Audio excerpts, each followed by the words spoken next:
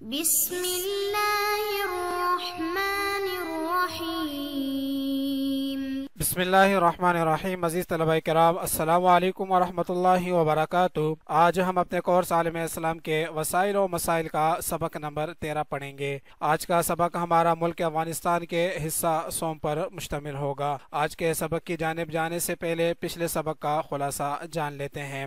پچھلا سبق ہمارا ملک افغانستان کے حصہ دوم پر مشتمل تھا۔ پچھلے سبق کے اندر ہم نے دو اہم پوائنٹس پر گفتگو کی تھی۔ سب سے پہلا پوائنٹ جس پر ہم نے پچھلے سبق میں گفتگو کی وہ ملک افغانستان کے مذاہب تھے۔ اس کے اندر ہم نے یہ جانا کہ ملک افغانستان میں کتنے مذاہب پائے جاتے ہیں، اس وقت ملک افغانستان کا غالب مذہب کون سا ہے اور اقلیتی مذاہب کون کون سے ہیں۔ اسی طرح آج پچھلے سبق کا ہمارا دوسرا پوائنٹ ملک افغانستان کی مختصر تاریخ تھی۔ اس تاریخ کو ہم نے دو حصوں میں تقسیم کیا تھا اور پچھلے سبق کے اندر ہم نے تاریخ قبل الاسلام پر گفتگو کی تھی۔ یہ پچھلے سبق کی ہماری اہم ابحاث تھی۔ آج کے سبق کی جانب جاتے ہیں۔ آج کا سبق بھی ہمارا دو پوائنٹس پر مشتمل ہے۔ پہلا پوائنٹ تاریخ بعد الاسلام ہے اور آج کے سبق کا دوسرا پوائنٹ ملک افغانستان کا طرز حکومت ہے۔ تو چلتے ہیں آج کے پہلے پوائنٹ کی جانب۔ آج کا ہمارا پہلا پوائنٹ ہے افغانستان کی تاریخ بعد از اسلام۔ تو آئیے جانتے ہیں کہ افغانستان کی تاریخ بعد از اسلام کیا ہے۔ خلفائے راشدین کے دور میں اسلام کی کرنیں کابل، ہرات اور بلخ تک پہنچیں۔ حضرت عمر فاروق رضی اللہ تعالیٰ عنہ کے عہد خلافت کے دوران 642 عیسوی میں ساسانیوں کی بادشاہت کو مسلمانوں نے جڑ سے اکھاڑ پھینکا۔ اسلامی لشکر نے ساسانیوں کو نہاون میں شکست دی اور مسلم افواج افغانستان میں داخل ہو گئیں۔ ساسانی خاندان کا آخری حکمران یزدگرد تھا۔ مسلمان سپہ سالار احنف بن قیس نے اس کا تعاقب کیا اور بغیر جنگ کیے خراسان فتح کر لیا۔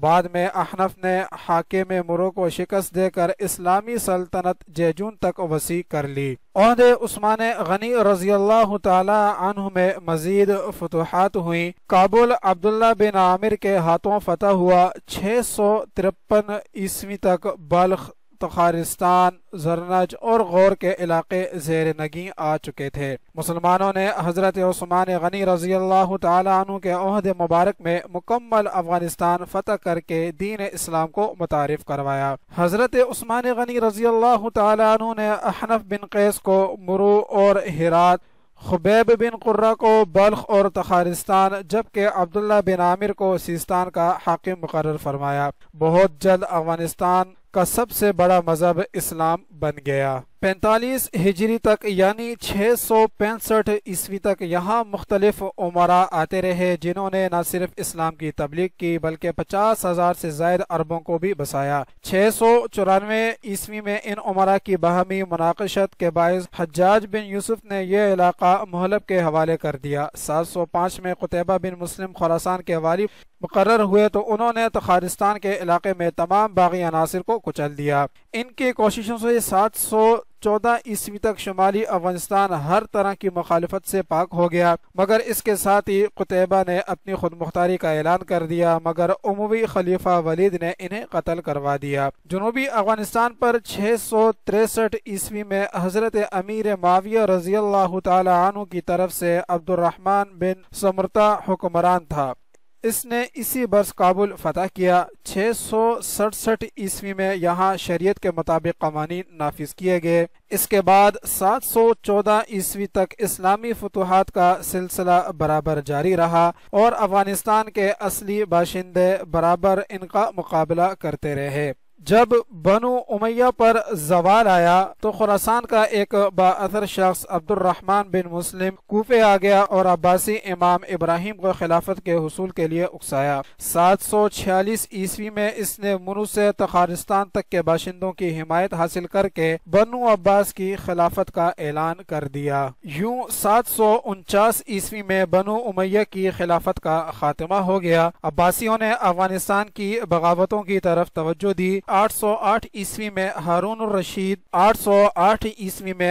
الرشید اپنے لشکر کے ہمراہ خراسان آیا۔ اس وقت حمزہ بن عبداللہ ہرات اور سیستان پر قابض تھا۔ وہ 30,000 کا لشکر لے کر نیشا پور کی طرف بڑھا، مگر خلیفہ ہارون الرشید کی وفات کے باعث لڑے بغیر واپس ہو گیا۔ इस तमाम अरसे के दौरान में अगरचे अफगानिस्तान पर बाकायदा इस्लामी हुकूमत तो कायम ना हुई, मगर इस्लामी तहजीब की छाप पूरे मुल्क के तूल व अर्ज पर लग चुकी थी। दीन इस्लाम ने यहाँ के तमाम बातिल मज़ाहिब की जड़ें ख़त्म कर दी और अरबी रस्मुल ख़त और ज़बान पूरे मुल्क में फैल गई। अरबी और पहलवी के इख्तिलात से फारसी ज़बान ने जन्म लिया। बड़े शहरों मसलन बल्ख, हेरात, गजना और जरनज में इस्लामी उलूम के मकतब खुल गए। अफगानिस्तान की सरजमीन से कई मशहूर सूफिया और उलमा ने जन्म लिया। इनमें इमाम अबू हनीफा, मोहम्मद बिन किराम, अबू इसहाक जोज़जानी, इब्राहिम अदहम, अबू सुलेमान मूसा, अबू दाऊद, अबू माशर बल्खी, इब्न कुतैबा और इब्राहिम बिन रुस्तुम मरवी काबिल जिक्र हैं। काबुल, गजना, बुखारा, कंधार, हिरात, खुरासान और समरकंद के माबेन आज़ादाना तिजारत होती थी। यहाँ की मसनूआत पूरी दुनिया में मशहूर थी, ताहम यह इलाके मुख्तलिफ हुक्मरानों की बाजगुजार रहे। उमवी और अब्बासी खुलफा के सिक्के भी यहाँ के गैर इस्लामी सिक्कों के साथ राज थे। खुरासान से काबुल तक का इलाका पंजाब, सिंध और इराक और अजम में शामिल था। उमवी खुलफा की तरफ से यहाँ दो हाकिम होते थे, एक हाकिम खुरासान और दूसरा हाकिम काबुल, जो पंजाब और सिंध का भी वाली होता था। 976 ईस्वी में सामानी हुक्मरानों को जवाल आ गया और गजनी पर लोदी हुक्मरान सुबतुगीन की हुकूमत कायम हो गई, तो इसके फर्जन सुल्तान महमूद गजनवी ने शुमाली अफगानिस्तान को भी फतह करके बल्ख को अपना पाया तख्त बनाया। 1157 ईस्वी तक मौजूदा अफगानिस्तान का पूरा इलाका गजनी सल्तनत में शामिल रहा। इस दौर में यहाँ से हिंदू मजहब और हिंदू तहजीब पूरी तरह नीस्त नाबूद हो गई और इस्लाम पूरी सल्तनत में राइज हो गया। इस ओहद में अल-बेरूनी, इब्न सीना, अबुल फजल, नसरुल्लाह, दाता गंज बख्श, फिरदौसी, तूसी, सनाई और नासिर खुसरो जैसी शख्सियात ने जन्म लिया। 15वीं सदी ईस्वी में ये अफगानिस्तान मुगलों के कब्जे में आया। बैरूनी सल्तनतें और मकामी अमीर 18वीं सदी तक एक दूसरे के बाद इक़्तिदार हासिल करते रहे। 1747 में इसे एक खुद मुख्तार सल्तनत की हैसियत दे दी गई। नवंबर 1933 में ज़ाहिर शाह अफगानिस्तान के बादशाह बने। 1934 में अफगानिस्तान अंजुमन अक़वाम का रुकन बना। अगले 2-3 बरस तक रूस, तुर्की, इराक और ईरान के साथ सियासी और तिजारती मुआहदे हुए। पहली और दूसरी आलमी जंग में अफगानिस्तान गैर जानिबदार रहा। पाकिस्तान कायम होने के बाद अफगानिस्तान ने भारत, बरतानिया और इसकी शेह पर नाम नेहाद मसले पख्तूनिस्तान का आगाज कर दिया, जबकि सूबे सरहद अंग्रेजों के जेर इंतजाम कराई गई राय शुमारी के तहत पाकिस्तान में शामिल हुआ था। नीज ये इलाका कभी मौजूदा मुमलकत अफगानिस्तान का हिस्सा नहीं रहा। 1962 में इस तनाज़े की बिना पर कुछ अरसे के लिए पाकिस्तान और अफगानिस्तान के सफारती ताल्लुकात भी मुनक़ता हो गए। इस वक्त अफगानिस्तान की वज़ारत उस्मा सर दाऊद खान के पास थी, जो पाकिस्तान का सबसे बड़ा मुखालिफ और मसले पख्तूनिस्तान का शिद्दत से हामी था, मगर इसकी सबकदोशी के बाद ताल्लुकात फिर से बेहतर हो गए। 17 जुलाई 1973 को एक फौजी बगावत ने उसे एक जमहूरी हुकूमत में बदल दिया। 1978 एक और फौजी बगावत में दाऊद खान कत्ल हुए। मोहम्मद तुर्की और कम्युनिस्ट पार्टी ने इख्तिदार पर कब्जा कर लिया। हुर्रियत पसंदों ने तहरीक मुज़ाहमत का आगाज किया। 1979 में तुर्की भी कत्ल हुए। इनकी जगह हफीजुल्लाह अमीन को वज़ीर आज़म बनाया गया। सोवियत यूनियन ने कम्युनिस्ट हुकूमत की इमदाद के लिए फौजी मुदाखलत की। हफीजुल्लाह अमीन भी कत्ल हुए। इनकी जगह बबरक कामिल वज़ीर आज़म बना दिए गए। 1986 में बबरक कामिल की जगह डॉक्टर नजीबुल्लाह कम्युनिस्ट पार्टी का सरबराह बनाया गया। रूसी फौज का कुछ हिस्सा वापस बुलाया गया। 1988 में एक नया आइन नाफिज किया गया था जो इश्तराकियत पर मबनी था। 1989 में रूसी फौज की वापसी, हुर्रियत पसंदों की तहरीक मुज़ाहमत में शिद्दत आ गई। हंगामी हालत का निफाज हो गया। 1991 में अमरीकी व रूसी फौजी इमदाद बंद हो गई। तहरीक हुर्रियत पसंदों پسندوں نے قابل حکومت کے ساتھ ساتھ روسیوں سے بھی مذاکرات کیے۔ 1992 میں ڈاکٹر نجیب اللہ کی حکومت کا تختہ الٹ دیا گیا۔ حریت پسندوں کے رہنما برہان الدین ربانی کو افغانستان کا صدر منتخب کیا گیا۔ حزب اسلامی کو حکومت میں شامل نہیں کیا گیا۔ 1995 کو حریت پسندوں کی ایک نئی تنظیم طالبان نے شہر ہرات پر قبضہ کر لیا اور کابل کی طرف پیش قدمی کی۔ 1996 میں حریت پسند افغانستان کے 2/3 حصے پر قابض ہو گئے، جن میں کابل بھی شامل تھا۔ 1997 میں حریت پسندوں نے مزید فتوحات حاصل کر کے بیشتر صوبوں پر اقتدار جما لیا۔ 19 اگست کو امریکہ نے ایک کروز میزائل حریت پسندوں کے ایک تربیتی مرکز پر پھینکا، جس کے بارے میں یہ خیال کیا جاتا ہے کہ وہ اسامہ بن لادن کی پناہ گاہ تھی۔ امریکہ کا یہ مطالبہ تھا کہ اسامہ کو اس کے سپرد کیا جائے۔ حریت پسندوں نے یہ منظور نہیں کیا۔ امریکہ کا کہنا ہے کہ اسامہ ایک دہشت گرد ہے۔ اس نے 7 اگست کو تنزانیہ اور کینیا میں امریکی سفارت خانوں پر بم پھینکوائے تھے۔ اس الزام کے تحت امریکی حکومت افغانستان کی حکومت کے سخت خلاف ہو گئی اور بمباری کر کے حریت پسندوں کو نیست و نابود کرنے کا ارادہ کیا۔ کابل کی اینٹ سے اینٹ بجا دی، پورے افغانستان پر قبضہ کر لیا۔ حامد کرزئی کی سرکردگی میں اپنی مرضی کی حکومت مسلط کر دی۔ پاکستان کے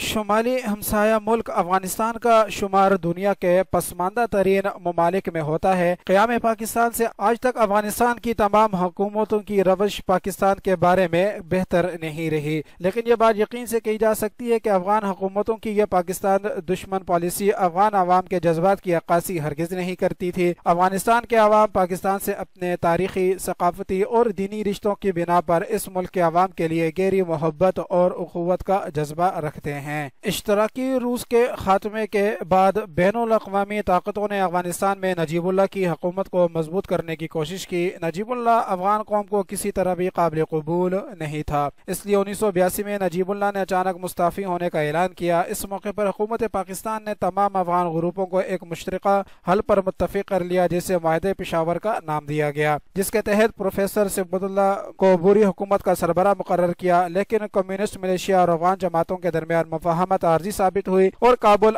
خانہ جنگی کی لپیٹ میں آ گیا۔ یہ صورتحال پاکستان کے لیے باعث تشویش تھی۔ مارچ 1993 میں حکومت پاکستان، سعودی عرب اور اسلامی کانفرنس کی کوششوں سے معاہدہ اسلام آباد طے پایا، جس کے نتیجے میں حکمت یار اور ربانی کے درمیان تمام متنازع امور طے پا گئے، لیکن وزیر اعظم حکمت یار اور صدر ربانی کابینہ کی تشکیل سے متفق نہ ہو سکے۔ دوسری طرف رشید دوستم بھی اقتدار چھوڑنے کے لیے تیار نہ تھا۔ ان حالات میں افغانستان میں پائیدار حکومت قائم نہ ہو سکی، لیکن حریت پسندوں نے پورے افغانستان پر اپنا تسلط قائم کر لیا۔ اسی اثناء میں اسامہ بن لادن کو چونکہ امریکہ دہشت گرد قرار دے چکا تھا، امریکہ نے ملا عمر سے ان کی سپردی کا مطالبہ کیا، لیکن ان کے انکار پر امریکہ نے اقوام متحدہ سے قرارداد منظور کروا کے افغانستان پر حملہ کر لیا اور طالبان سے اقتدار چھین لیا۔ اسامہ بن لادن کے بہانے افغانستان میں خون کی ہولی کھیلی گئی۔ افغانستان میں حامد کرزئی کو 2001 سے حکومت کی عنان دے دی گئی اور کچھ عرصہ قبل حامد کرزئی پاکستان آئے تھے، جس کی ملاقات کے نتیجے میں دونوں ممالک کے درمیان اتحاد و اتفاق اور تجارتی امور میں پیش رفت پر آمادگی ظاہر کی گئی اور دہشت گردی کے خاتمے کے لیے مل کر کوششیں کرنے کی یقین دہانی کرائی گئی۔ پھر حالات بدلے اور عام انتخابات کے نتیجے میں 29 ستمبر 2014 کو حامد کرزئی کی کٹ پتلی حکومت